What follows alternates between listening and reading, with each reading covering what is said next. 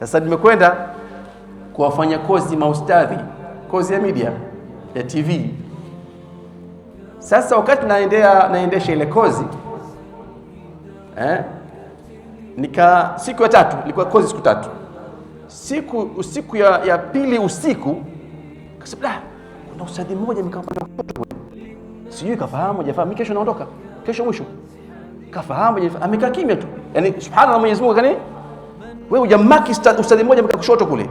Kimya, hajibu, hashiriki, hainuni, hasemi.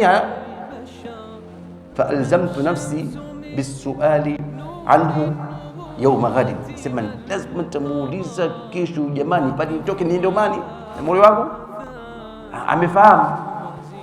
Hiyo ndio nia yangu, inaenda nimemmaki yeye. Sasa nikaingia darasani, akamwambia baada kidogo, akamwambia ustadhi, nikamuuliza swali fulani hivi, akajibu vizuri kulikote. Kumbe Simba mwenda kimya. Umefahamu? Sasa mimi kumbukeni, nimekuja na lugha yetu ile ile safi, sawa, sawia, haina hii misamiati ya kisasa hii mtoka nayo kwa Omani. Aliposimama akajibu vizuri, nikasema neno, kumbe namtukana kwa lugha ya leo. Na mkilisikia nimesema subhanallah, sheikh alimtukana sheikhi.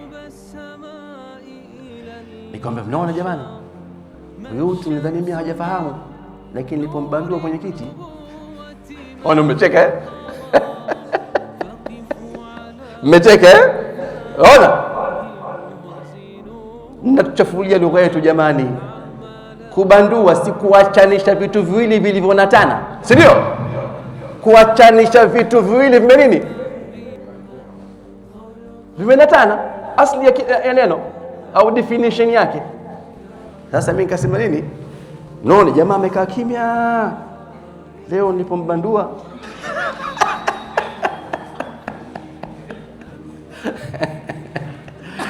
Nikahisi watu wamebaki mdomo wazi, wengine wamedua. Nikasema jamani, nimetukana mimi? Akaja ustadhi mmoja kaniambia, shekhi, umemdhalilisha mwenzako. Akasema kwa nini? Akasema umembandua. Kaambia kubandua si kuachanisha vitu vile vinavyoanzana. Akasema hapana, leo tofauti shekhi. Leo ni balaa, ni tusifu. Akasema mtume mfaidi. Akaambia ni sawa sawa na umemwendea. Inna lillah. Lakini subhanallah, inaonesha wakati ule hili neno bado hajafika Zanzibar, nikasalimika. Hajafika kwa maana hiyo, kubanduana kambandua, hajafika bado, hajafika. Nikasalimika, shekhi yule akawa alhamdulillah rabbil alamin, ikapita bardan wa salama.